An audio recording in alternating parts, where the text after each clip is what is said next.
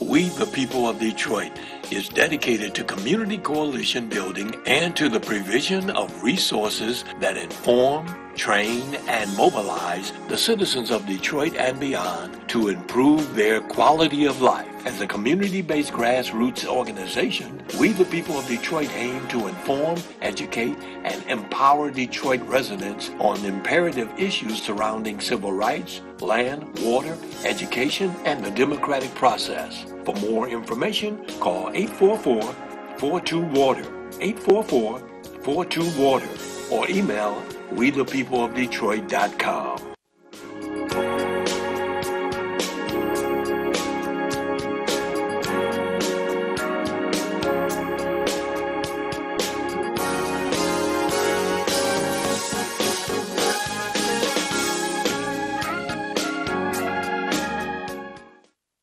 Wake up, Detroit. I'm Joanne Watson, and this is your wake-up call.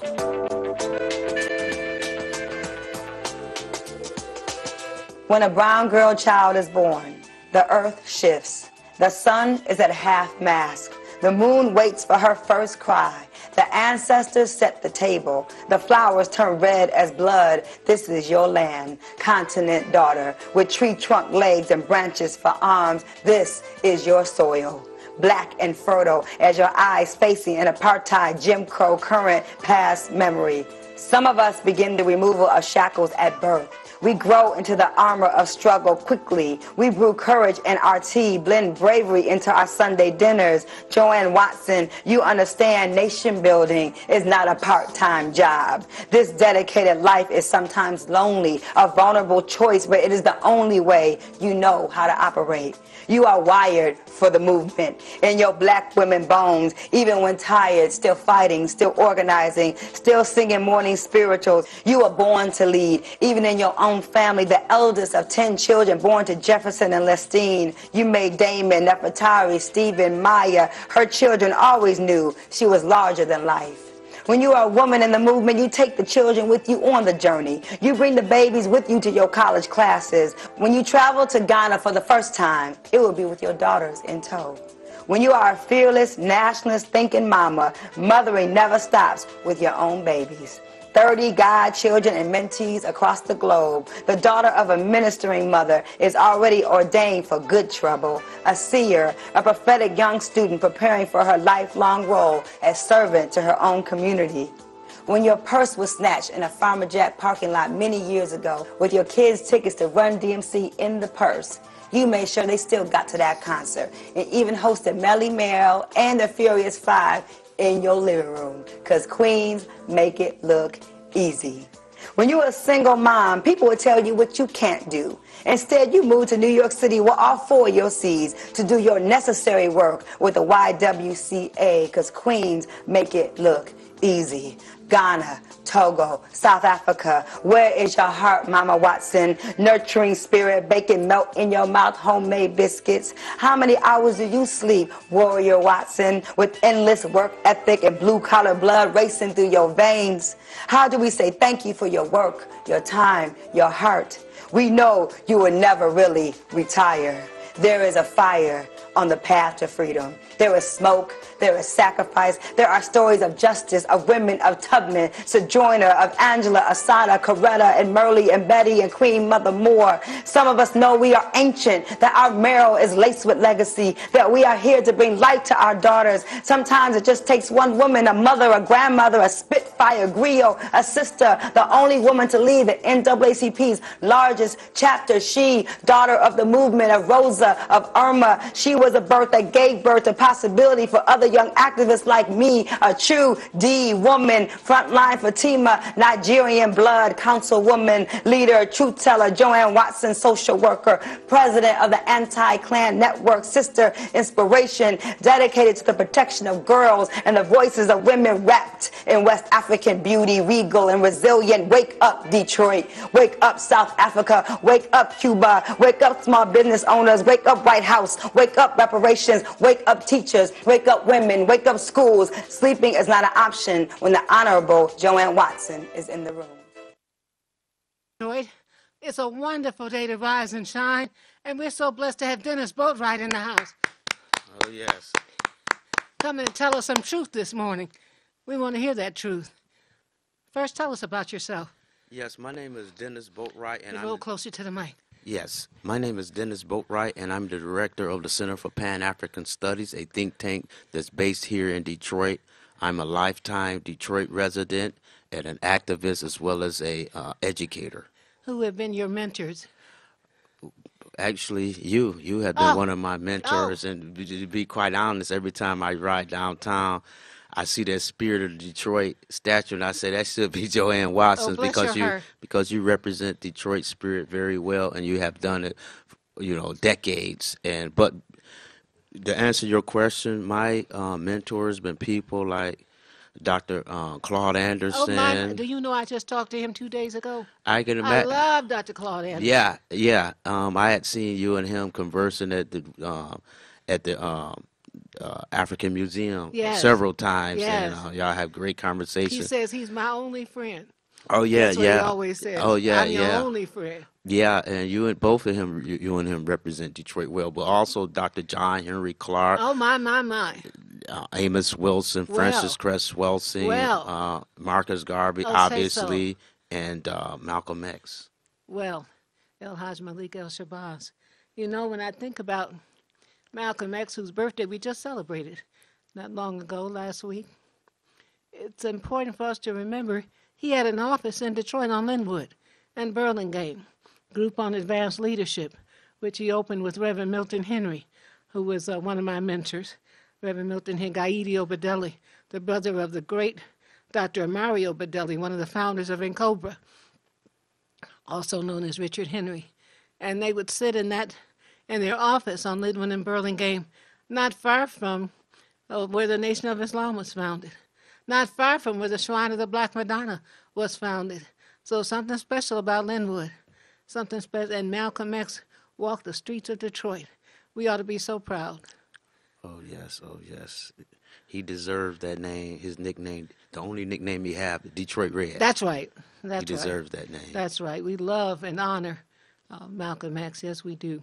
And you have come to help straighten out some misstatements that have been put out there. Oh yes. You're talking about in regards to Dr. Zahi Hawass, Egyptian archaeologist.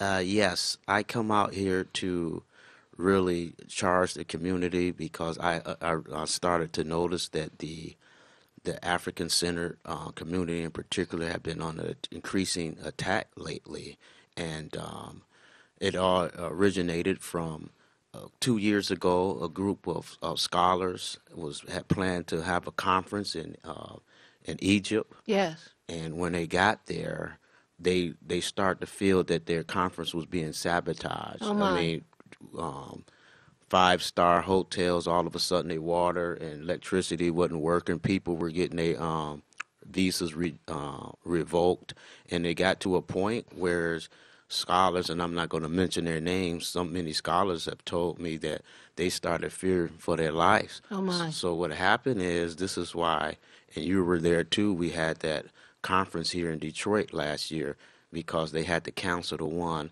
in Egypt because they feared for their life. But to make a long story short, I had the people who organized that, they contacted me and they was like, well, we're not allowed to go to Egypt to, speak the truth about our people, and we don't know who to turn to. So they called me here, and I wrote an article, and by the mercy of the Creator and our ancestors, it gained momentum, and we points out in that article how, Hawass is he's on the 23 city tour. Mm-hmm. And we call it, we dubbed it the Not by Africa tour, whereas he is saying that the people who laid the foundation of dynastic Egypt weren't black, and they were in fact his people. He said that, and this pretty much enraged people, and I responded to that, and he's going to be here May 26th, and we plan to give him a Detroit welcome.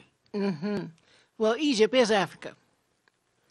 Yes. Egypt is Africa. Yes. That would be like trying to say Highland Park is not connected to Detroit. Egypt is Africa.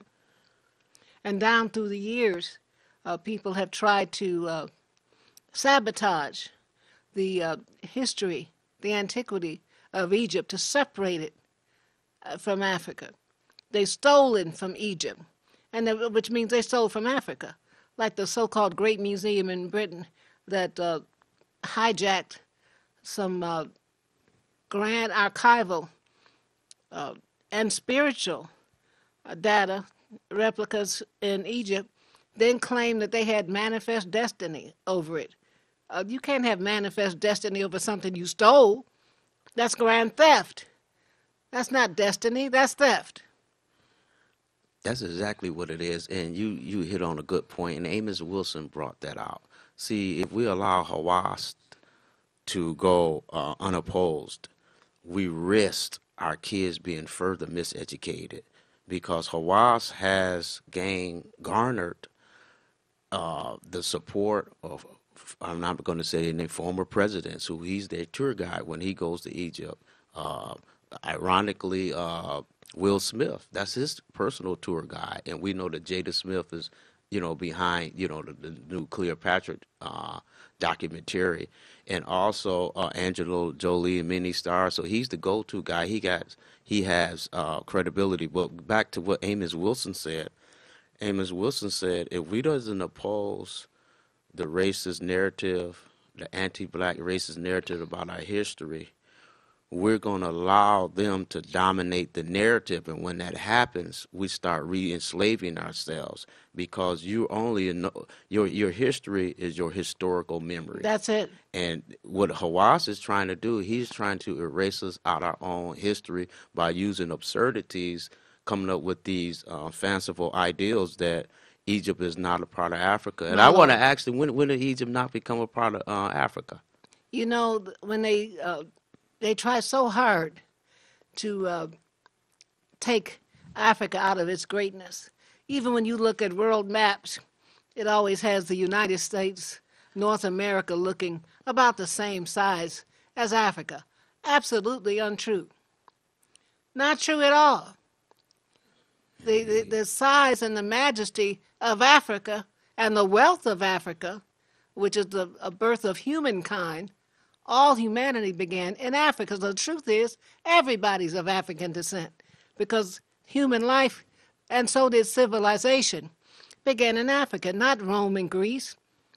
Civilization began in Africa, where the first universities, Timbuktu, the first archaeologists, the first musicians, the first architects. They still don't know how they built the pyramids. Their genius has not reached that point. Yeah, that's really one thing about the playbook of oppression and, colonizers, invaders, is that they cannot allow us, they can't give us Egypt, because if they give us, say, people of African descent, or were the founders of ancient Egypt, it has shattered their myth of us being inferior. And you bring up a point that is much more than a Cleopatra, even much more than a Kevin Hart situation. That's right. It's about domination. And I brought it out, in 1976, there was a movie called The Message about the Prophet Muhammad, and the leading actor in there was Anthony Quinn, a white man with no Arab. Hawass and his people didn't object to that. But I bring this out to say that they don't want to concede anything noteworthy to blacks. They rather say that they would, if they had the choice, they would say Chinese people built those pyramids instead of people of African descent. So this is a much bigger than the Cleopatra thing. This has to do with power and domination over people of African descent. And what's going on, and you've been around, and you have more experience in this than me in terms of meeting some of our great intellectuals. What's happening is they know that Dr. Joseph Ben Jochannan not here. My. They know that Dr. Clark is not here. They know that Chancellor Williams not here. My. They know that Amos Wilson not here. Say that. I say this to say that Hawass and as a people represent an anti-black revival because they feel that some of our blessed scholars is not here no more. So they feel that we are vulnerable, and that's why they're attacking everything. You telling the comedian. But look at a scholar like yourself Well, yeah. coming in, and there's some more scholars who are stepping up and stepping in. So you never erase the genius of our background. Yep, and you know, here's the thing. I was talking to the brother G. Mac Gregg over there at Keebaline, and we were, you know, he made a great observation. In fact, see, sometimes an event that we perceive as negative turn out to be a blessing.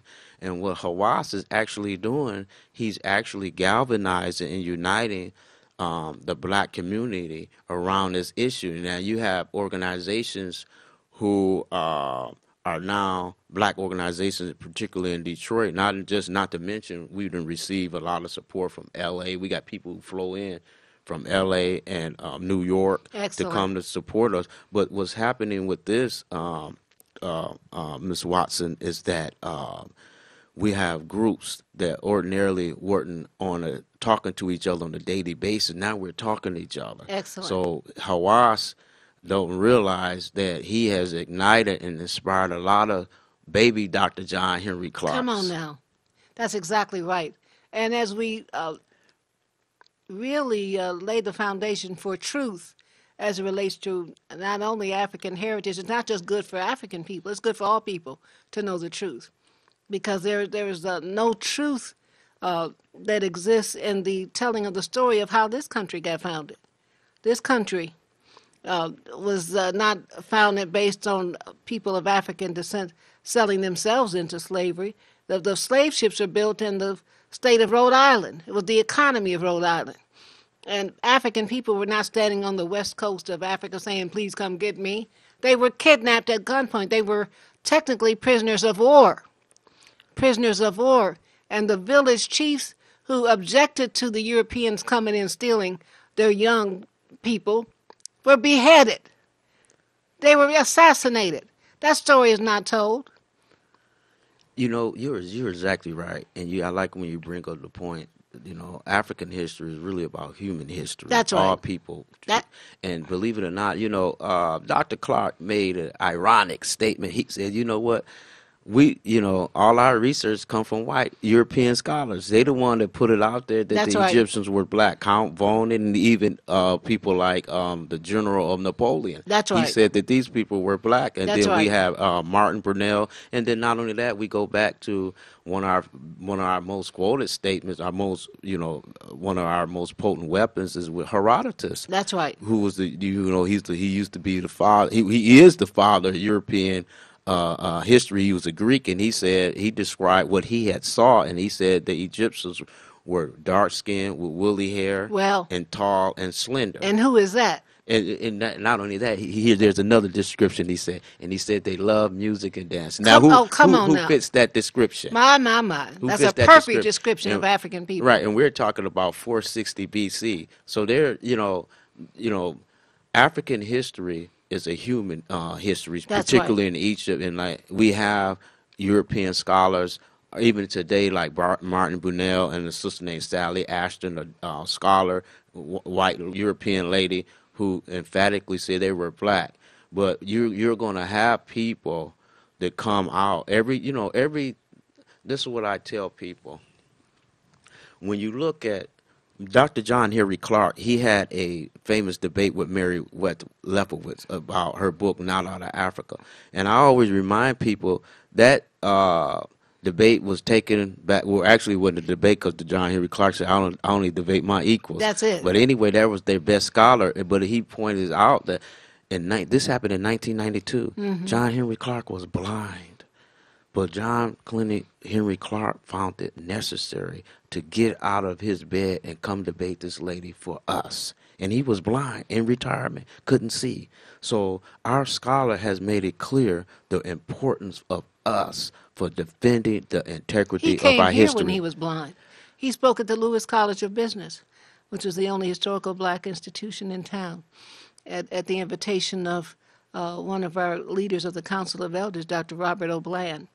He was blind, and he spoke and gave a lecture 2 hours. We didn't want to leave. He gave a 2-hour lecture Wow, I And it was missed it. magnificent. It was magnificent. We hung on every word. He was so profound and so in love with his people. You could just feel it. And many, many leaders of our community were present and drinking it in. And I'm so proud that Detroit has always had that history of some people who were conscious enough to recognize greatness in their midst. And they showed up. They showed up. And he just poured himself into us. I'll never forget it. Dr. Yosef Ben Yochanan came here many times. Once he came at the request of Elder Clarence Harris, who was the founder of Soul Days over at Northwestern High School, a great man. And he wouldn't accept any pay. Wouldn't accept any pay to come and just talk to people to help them know who they are and help them understand where heaven was. Dr. Yosef Ben Yochanan. You know, it's just fascinating. I wasn't able to see Dr. John Henry Clark, but I always go to Convent Street in Harlem to clean up the house, the Dr. John Henry Clark house. I break my kids out there, and you bring up Detroit. Detroit has always welcomed scholarships and excellence. People like Martin Luther King. That's right. I That's have a right. dream speech. When Reverend Dr. C.L. Franklin, Aretha and I were friends, and her father invited Dr. King here for that walk to freedom that he had in June '63 before the March on Washington. And some of the local Negroes got so jealous of Reverend Dr. C.L. Franklin, help me, Holy Ghost, that they sent a message to King not to come. It'll just make Reverend Franklin look good. Don't come. And Dr. King told them, I must come. I gave my word. And anyway, he's on my board of the Southern Christian Leadership Conference, and he helps fund our work. So I gave him my word, I'm coming.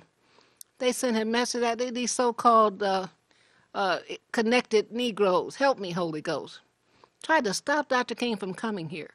He actually had to come to Detroit and have a press conference to let the media know, yes, I am coming. Can you imagine that? And then the Negroes who tried to stop him from coming tried to put themselves on the front line of the march.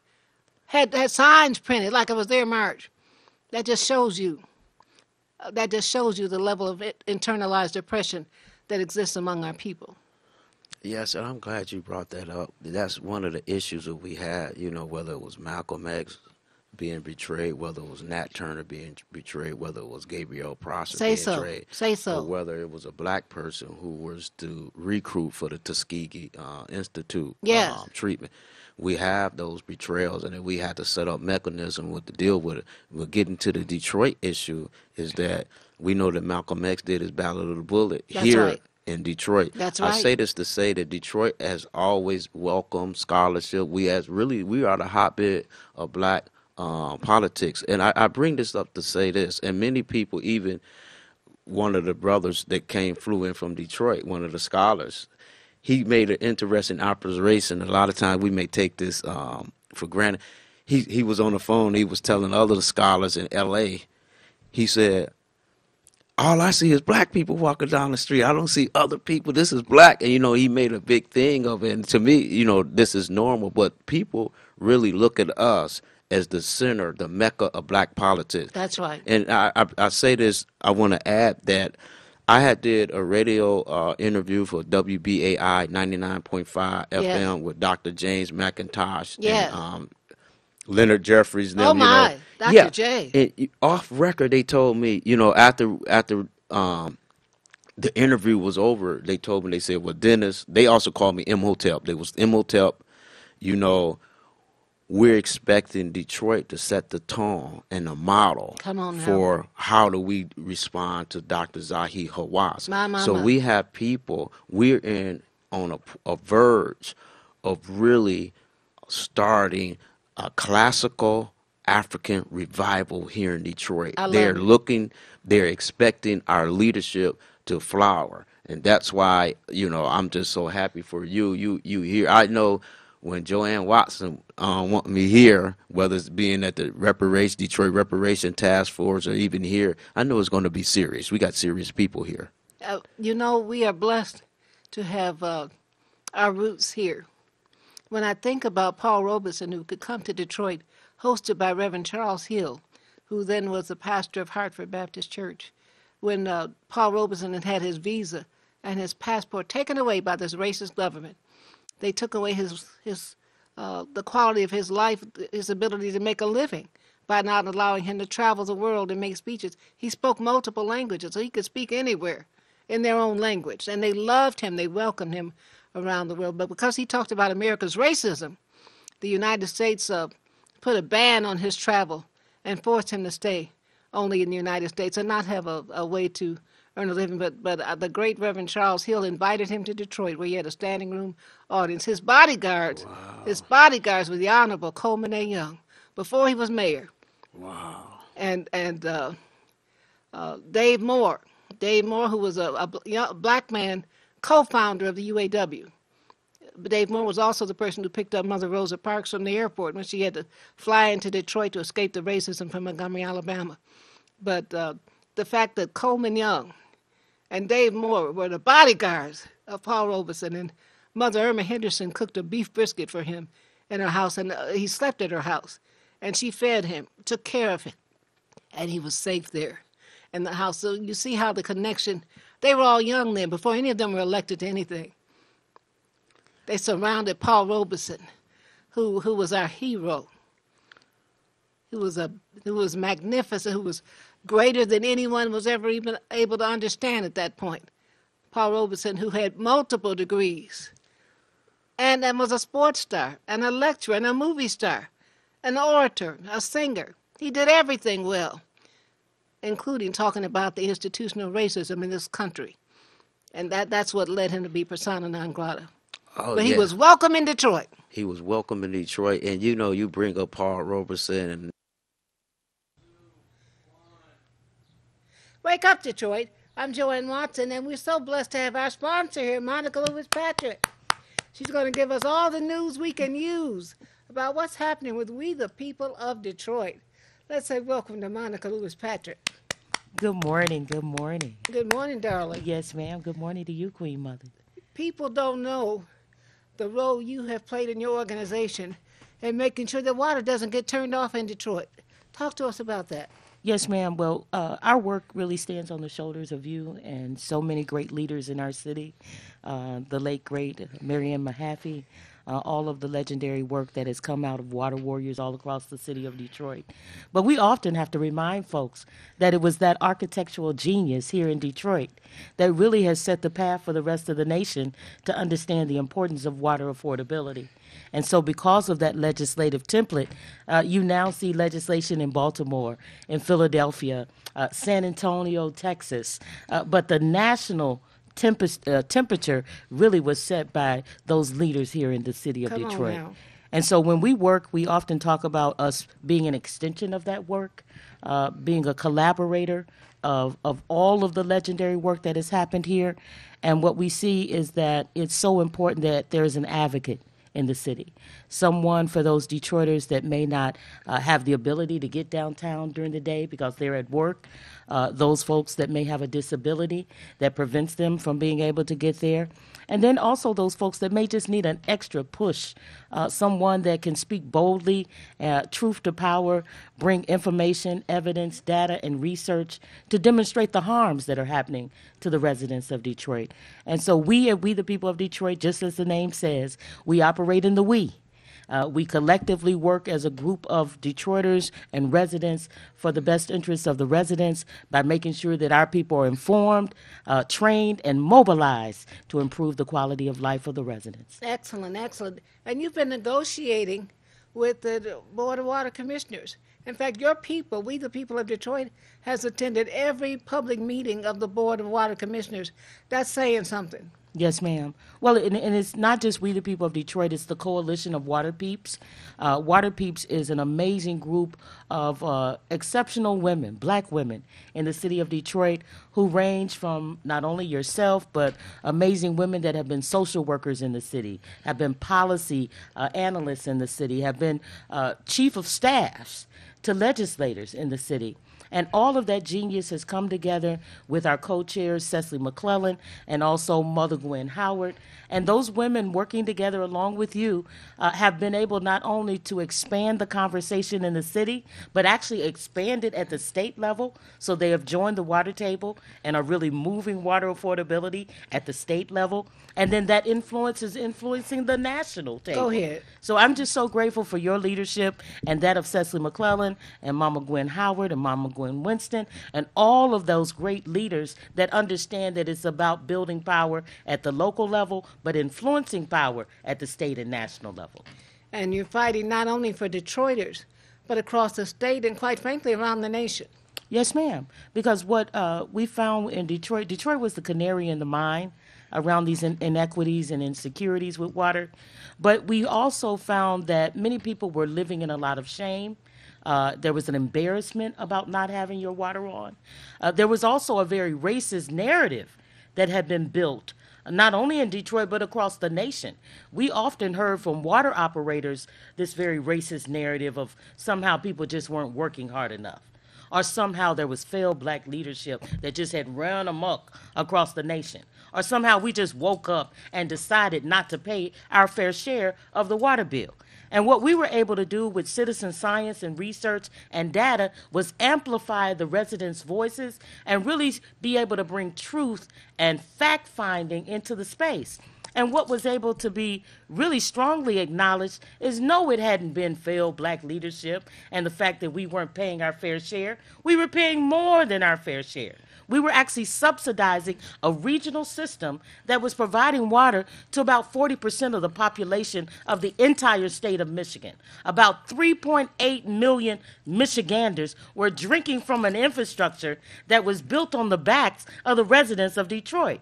126 municipalities and townships. And then the most egregious part of that is 78 townships and cities are actually having their wastewater processed by the residents of Detroit, and we pay 83% of that cost, and they pay a very dismal 17% of that cost.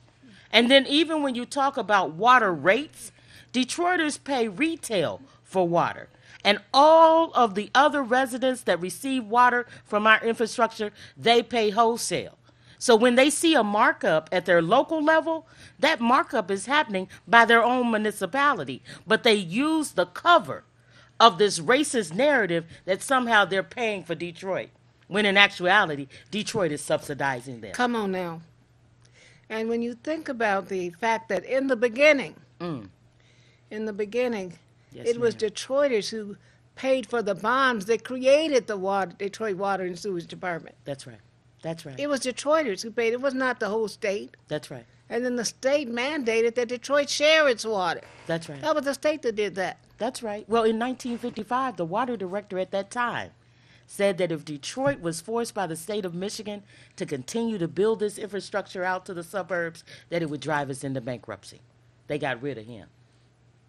So they have known since 1955 that they were forcing an unfunded mandate on the residents of Detroit that would drive us into bankruptcy. And so now we are actually sharecroppers of our own infrastructure.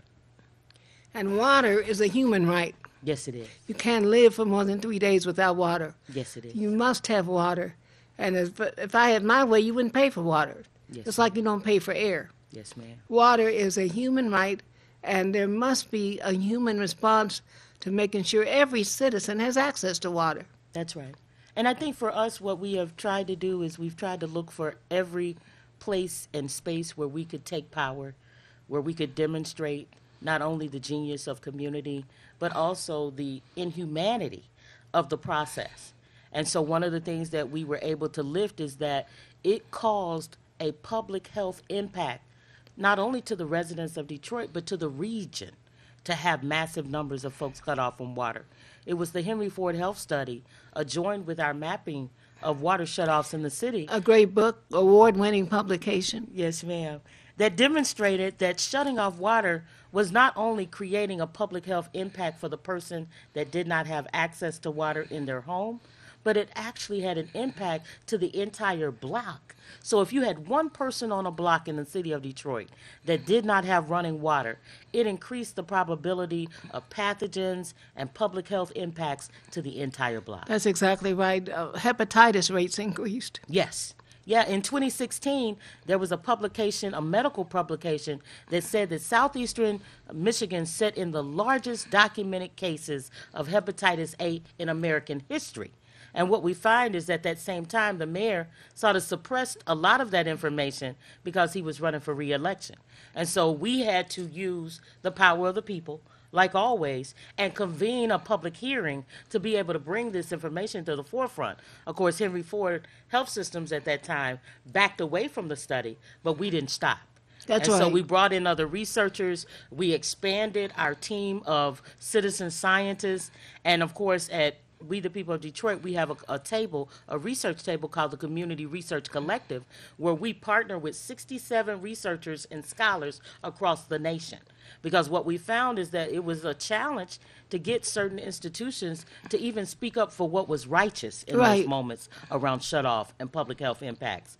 Now what you have found is the very research that was seeded at We the People of Detroit is informing institutions Come on now. and how to be a better partner with community to get this kind of research. Institutions like the University of Michigan. Yes, ma'am. Come on, somebody. Yes, ma'am. As a matter of fact, last week it was announced that our partnership with Stanford University My. just got funded. So My, we're my, super my. excited about what's Go happening. ahead, go ahead. Yes, And you ma'am. really have a national presence now, Yes, ma'am. starting from Detroit. Yes, ma'am. Starting from working with no salary, or working with just a absolute mission to help the people, to remediate quality of life that had no quality of life.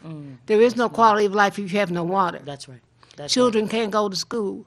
Elders can't take their medicine. That's right. Families can't take their showers, can't hydrate, can't do what they need to do That's right. without water.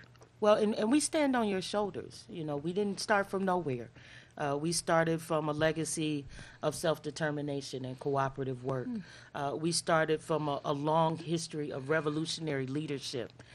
We started from a city that really is a beacon to the world. Oh, come on, somebody. Anywhere that I travel and say that I'm from Detroit, there's a red carpet that is rolled out among grassroots and community members. They understand the significance that Detroit has played, not only in terms of what is happening in the water justice fight, but in every struggle that has happened in this country since the founding of the country. The truth is, the so-called bankruptcy never had to be. That's right. It was all about the water department and the pensions and people who wanted to have grand theft over our assets. That's right. You don't have a $60 billion asset so determined by the federal Judge Fikens. The federal government had control over our water department for 40 years. That's a generation. That's right. So if you have a $60 billion asset, how can you be bankrupt? That's right. Uh-huh. No bankruptcy. It was a conspiracy determined to take control out of the hands of black folks in terms of their own leadership. So you had elected leadership replaced by appointed leadership like Kevin Orr, who was That's appointed by Governor Snyder. And Kevin Orr was appointed because of his background in bankruptcy. That's right. That's right. He was the attorney when Chrysler first filed bankruptcy. You had persons who were committed to taking and seizing assets from Detroit's pensioners. So they're all connected. Oh, yes. Oh, yes. Deeply connected. The water crisis in Detroit and the water crisis in Flint connected. Yes. Flint was disconnected from Detroit because they wanted Detroit's water department to look less profitable. So Governor Snyder decided, well, let the people in Flint get that Flint River water. It was not a humane gesture. That's right. The Flint River was too contaminated for General Motors to even use it to build their cars. So how could it be used to give to children and elders? Well, and Flint still has not been restored. No. We still have to remind people that under both political parties, that Flint has still not received the necessary reparations, if you will, for the harm that has been done. They have not received any kind of true remuneration in terms of the litigation that transpired. And if they don't pay their water bill, they put a lien on their house. That's right. Can you imagine having a lien put on your house for water you can't drink? And to pay some of the highest water rates in the nation. Their water rates have gone up over 320% since the 80s. Detroit water rates have gone up 258% since the 80s. And if you look at across the state of Michigan, which is why we really worked with the Mott Foundation and with the University of Michigan to bring about greater attention to the fact that it wasn't just an urban issue. That's right. That the entire state now is finding themselves hard-pressed That's to be right. able to afford water. And so water rates have gone up across the state 188% since the 80s. Water is the new gold, Yes, it is. and water is the best-selling beverage in the country. That's right. Not Pepsi and Coke, it's water. 85% of the bottled water that's consumed by the country comes out of the Great Lakes. Come on, somebody. Yes, ma'am. Water is something that must be on the forefront of everybody's plate. That's right. It's not just an issue for some people. It's an issue for all of us. That's right. That's right. It's a uniter. And we often talk about it as such. One of the things that Mama Gwen Winston challenged us at We the People of Detroit in 2016, she said, you've got to get beyond talking to other activists and community members. You've got to go into communities that may not look like you, may not agree with your political philosophy, but they all must have water. And in doing so, we went and met with farmers and rural parts of Michigan. We met with mothers. I had a chance to meet with the National Executive Board of the Methodist Women, which was amazing. They took a bathroom break after we presented on the inequities and injustices of water shutoffs and also what had happened in Flint. They took a bathroom break. I'd never seen anything like it. And those women came back from their bathroom break and took a vote that they would no longer invest in the bottling of water because of what they learned. And so even in that setting, I was one person in a room of many people that did not look like me, was not very comfortable in being there, but I knew that I had been sent on an assignment to speak truth to power. Look at God. And so was so moved and inspired by the fact that one person can make a difference. That's right. Because of the boldness and the courage that I had gleaned from you and Mama Gwen and so many of my elders, I was able to tell truth in that moment, and those women responded. I love So I'm it. so grateful to God for them to have a listening ear, but not just an ear to hear, but an ear to respond. And they use their faith to activate Yes. their promise. Yes, I love ma'am. it. Yes, ma'am. Now, what's next for We the People of Detroit? And I want to applaud you for the Lifeline program you've helped to support. The Lifeline program, we are still working diligently to improve the plan. It is so much better than where it started almost a year ago. It's been a year of initially a rough start when it came out of misrepresenting community, misrepresenting that they had talked and engaged with community. And so we had to spend several months just cleaning up all of the misinformation that had rolled out with the launching of this plan. But at the same time, we're very grateful for the fact that our influence is now taking root. That all of those years of activists and water advocates saying that we must have an income-based rate structure has finally catching hold. The fact that we talked about having debt forgiveness, that all of this debt that had compiled over the years was just a burden that people would never be able to get from under. We now have a pathway to debt forgiveness. We talked about that there had to be a way that we were ensuring the longevity of the program. So it couldn't be water assistance, it has to be water affordability. That's it. And then we talked about we were able to even encourage the water department to build a closer relationship with the ombudsman so that we would have more investigative power, more recourse for the community, because at the beginning of the process, the relationship was between the water department, the state of Michigan, and Wayne Metro. But there was no one at the table that was truly representing The the community. advocacy component for community.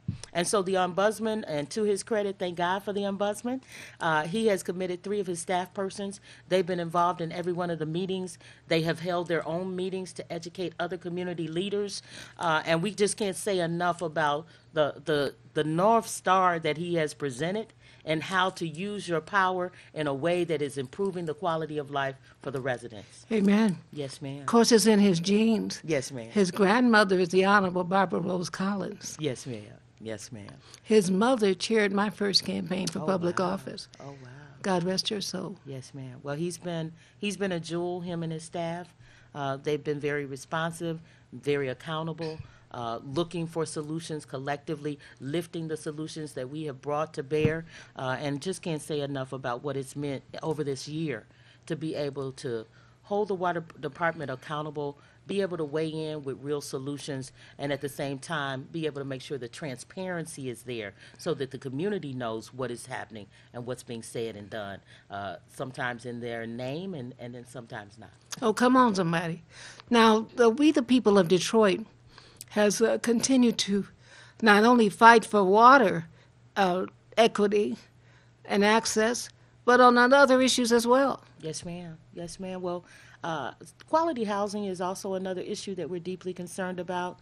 We are so grateful for all the work that has gone into the Housing Coalition work around holding the city and the treasurer accountable in terms of the overtaxation, the illegal and unconstitutional. They need to pay it back. Pay it back. Over $600 million.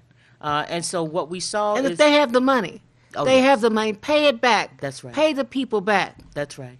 That's right.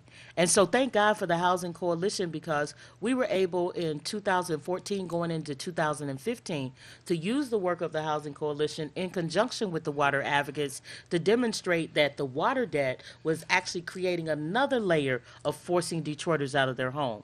And so just in the year of 2014, we were able to demonstrate that 15,000 homeowners were actually able to pay their property taxes, but because of the ever-increasing cost of water, they could not meet their obligation to pay their water debt.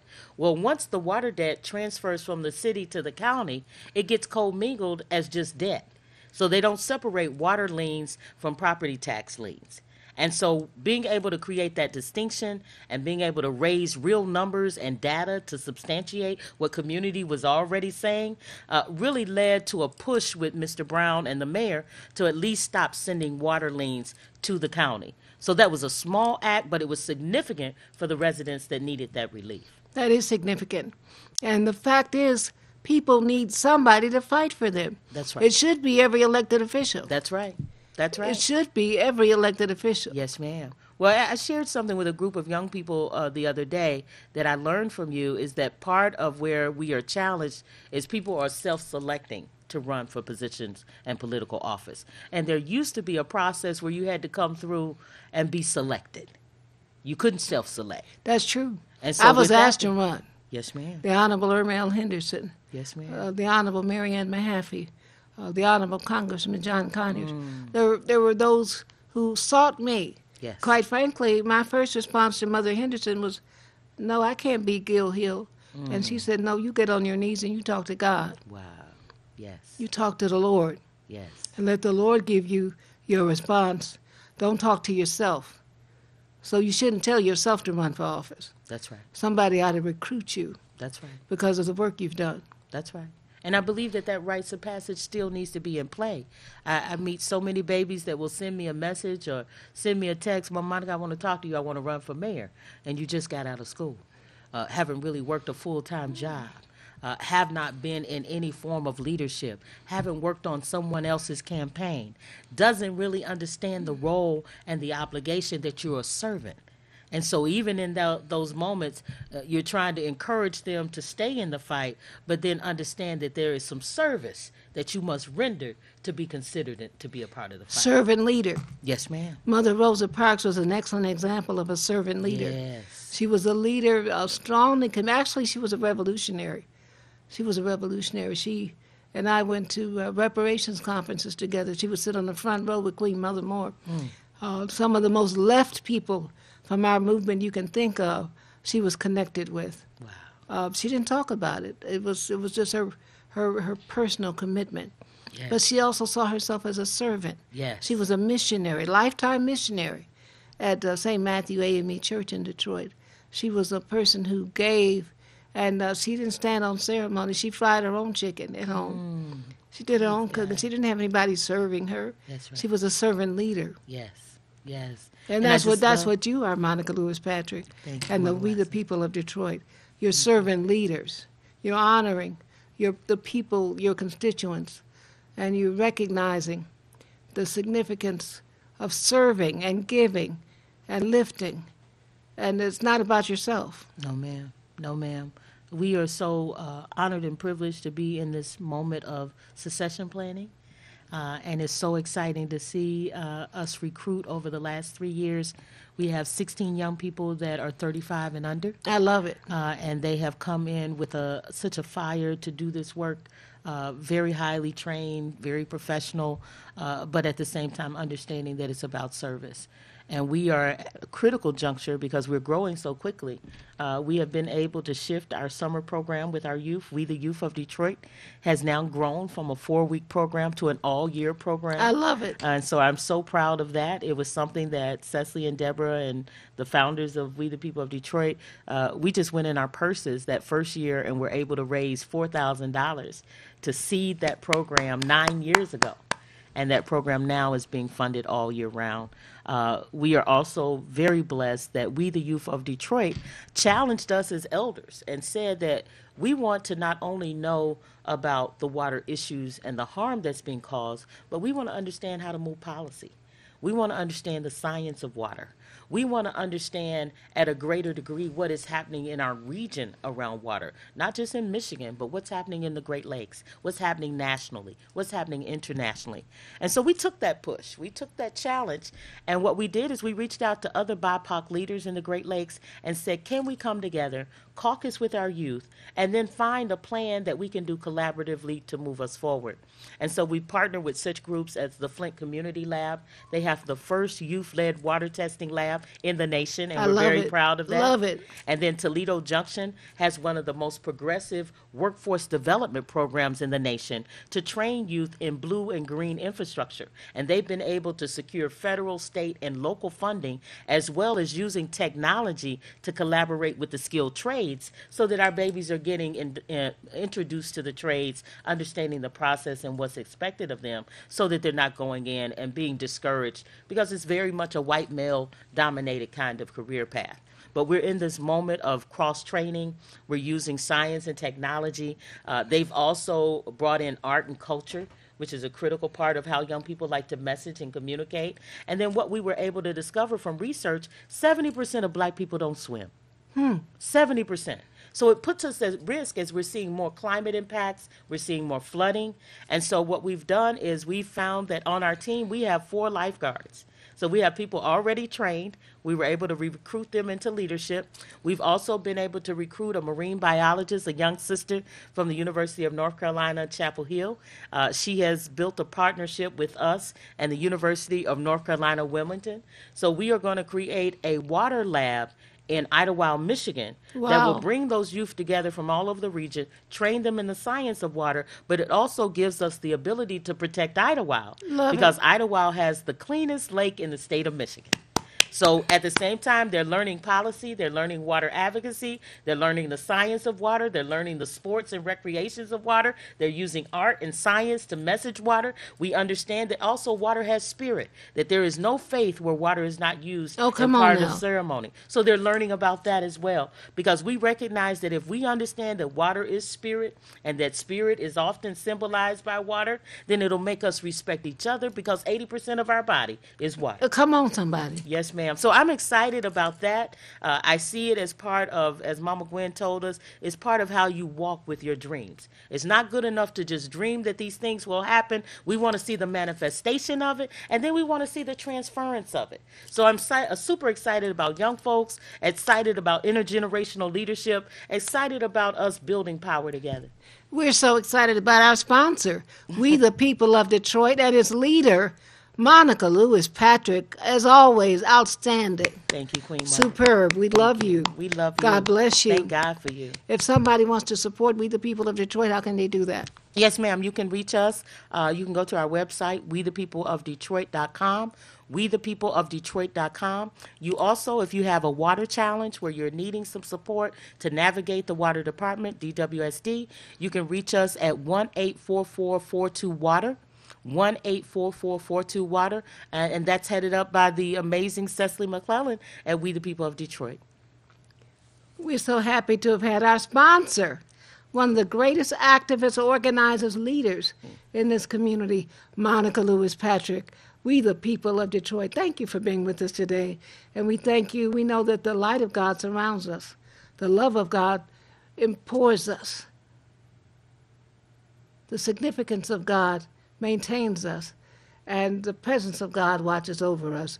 Wherever we are, God is, and all is well. Wake up, Detroit! We, the people of Detroit, is dedicated to community coalition building and to the provision of resources that inform, train, and mobilize the citizens of Detroit and beyond to improve their quality of life. As a community-based grassroots organization, we, the people of Detroit, aim to inform, educate, and empower Detroit residents on imperative issues surrounding civil rights, land, water, education, and the democratic process. For more information, call 844-42-WATER, 844-42-WATER, or email wethepeopleofdetroit.com.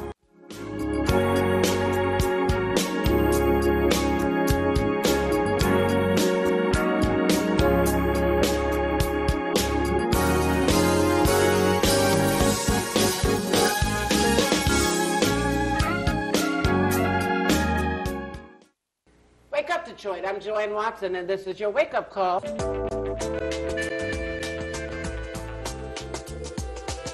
When a brown girl child is born, the earth shifts.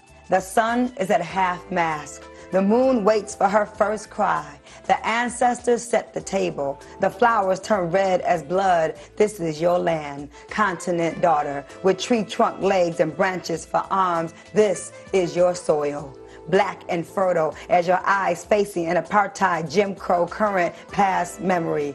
Some of us begin the removal of shackles at birth. We grow into the armor of struggle quickly. We brew courage in our tea, blend bravery into our Sunday dinners. Joanne Watson, you understand nation building is not a part-time job. This dedicated life is sometimes lonely, a vulnerable choice, but it is the only way you know how to operate. You are wired for the movement in your black women bones, even when tired, still fighting, still organizing, still singing morning spirituals. You were born to lead, even in your own family, the eldest of 10 children born to Jefferson and Lestine. You made Damon, Nefertari, Stephen, Maya. Her children always knew she was larger than life. When you are a woman in the movement, you take the children with you on the journey. You bring the babies with you to your college classes. When you travel to Ghana for the first time, it will be with your daughters in tow. When you are a fearless, nationalist thinking mama, mothering never stops with your own babies. 30 godchildren and mentees across the globe. The daughter of a ministering mother is already ordained for good trouble. A seer, a prophetic young student preparing for her lifelong role as servant to her own community. When your purse was snatched in a Farmer Jack parking lot many years ago with your kids' tickets to Run DMC in the purse, you made sure they still got to that concert and even hosted Melly Mel and the Furious Five in your living room, because queens make it look easy. When you're a single mom, people will tell you what you can't do. Instead, you move to New York City with all 4 of your C's to do your necessary work with the YWCA, because queens make it look easy. Ghana, Togo, South Africa, where is your heart, Mama Watson? Nurturing spirit, baking melt in your mouth, homemade biscuits. How many hours do you sleep, Warrior Watson, with endless work ethic and blue-collar blood racing through your veins? How do we say thank you for your work, your time, your heart? We know you will never really retire. There is a fire on the path to freedom. There is smoke, there is sacrifice. There are stories of justice, of women, of Tubman, Sojourner, of Angela, Asada, Coretta, and Merle, and Betty, and Queen Mother Moore. Some of us know we are ancient, that our marrow is laced with legacy, that we are here to bring light to our daughters. Sometimes it just